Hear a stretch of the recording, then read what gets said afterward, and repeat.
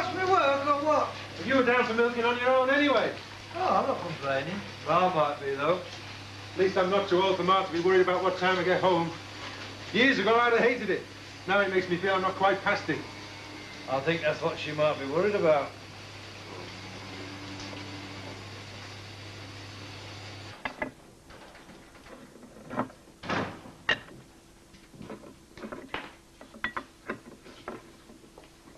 Reporting back for a rap over the knuckles. Why, what have you done to deserve a rap over the knuckles? Nothing. Matt said you were a bit miffed. I'd say he was right. You knew where I was. I'm not sure that's much of a comfort. Well, I'll tell you what happened. Marian and I got roaring drunk, stripped off and leapt straight into the sack. Okay. How dare you talk to me like that? All right, Ma. I'm sorry. But I don't exactly like walking in here and being accused of something like that. I don't know what you've done or you haven't done. I don't want to know. Well, I haven't done anything, if that's the euphemism we're using. You're playing a dangerous game. That's what concerns me. And I know you well enough to know you're capable of playing that game just for the sake of it. I don't know what you're talking about. I'm talking about Marian. Oh, you mean I'm not safe in a room with her on my own? I mean, your head's full of her. I've seen it. Maybe you're right about Marian's marriage. That lass still thinks a lot of you. And you'll be willing to shake up all that just to see how it all comes out. That's not true. Better get changed. And Jack, Caroline Bates. I think you owe her an apology.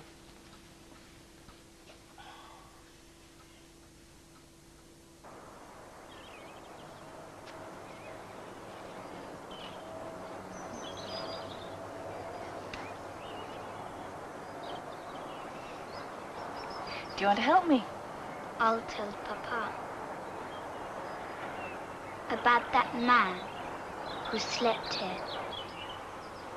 It isn't a secret.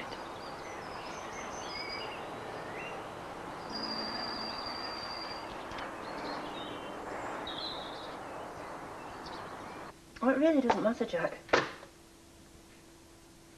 Well, you must have expected a pretty frosty reception. Yeah, I thought I could talk my way out of it. Not that easy, eh? No.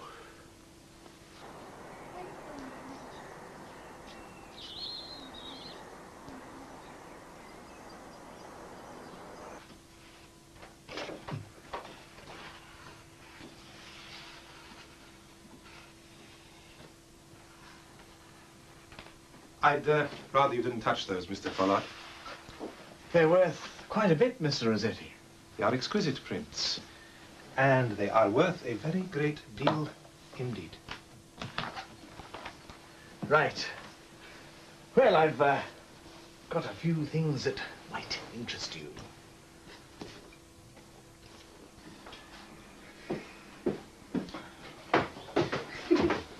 You're in a good mood.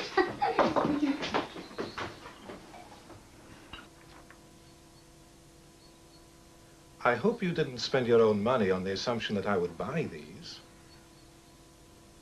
Well, they're very much your field. There's some interesting stuff. I mean, the bindings You are really in. do know nothing about this at all. Well, they're available at a very competitive price. No price is competitive if the customer doesn't want to own the goods under any circumstances.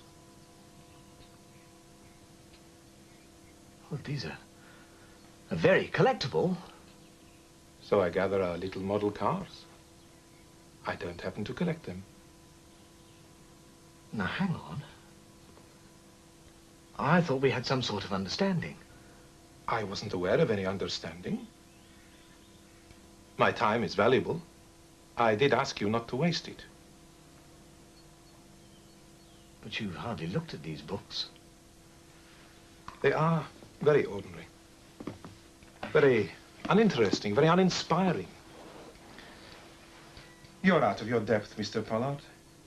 And your contacts, as you so impressively describe them, are either fools, or more likely they have unloaded some rather poor material on you. You'd be better off with your bric-a-brac and your flea markets, I think. And now, if you would do me the courtesy of leaving.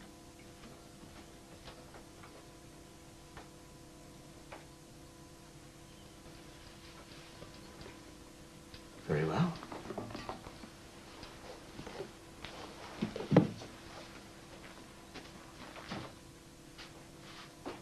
Rossetti. He can find his own way out. Was that really necessary? Yes.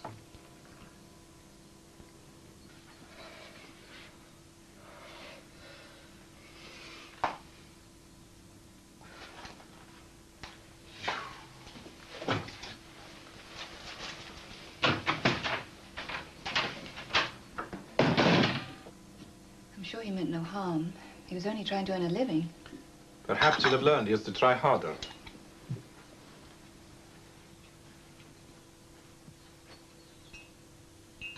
Francesca tells me your dear old lover spent the night with you while I was in Manchester. That must have made your return to Beckingdale complete. Have you told your father yet? He will be pleased. I am, of course, already delighted for you. And, how was it for you? As ever? Jack had dinner here and stayed the night. He did not stay the night with me. That all sounds very drab. Surely you could have stirred the embers a little. I don't think you would have resisted the temptation to engage in just a bit of fond remembrance. You know nothing's happened. You know Francesca doesn't understand what she's saying. There's no need to question my loyalty as a wife. Loyalty of your body, maybe. But in your head, your heart. What is in my head and my heart is my own.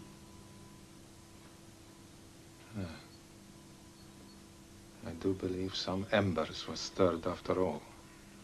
It would hardly surprise you if they were. Nothing you have done has ever surprised me, Marian.